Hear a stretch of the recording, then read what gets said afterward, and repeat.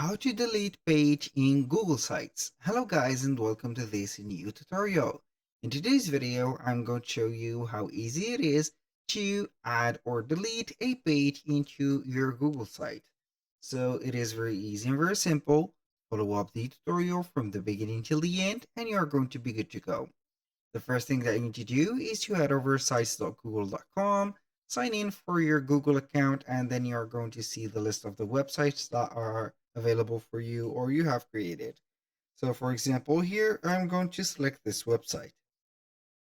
Now we're going to navigate through the pages that we have. How we can do that, we're going to head over the right side of the screen, as you can see, which is going to be the editor side. We're going to see at the top here we have three items. We have insert, which is going to be here the help of inserting blocks, sections, and etc.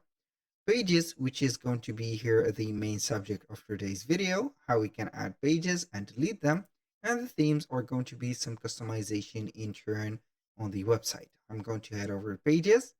Now, as you can see, we have a product page set up. How we can delete that page? Simple. You're going to click on the three vertical dots, which are going to be here labeled more options.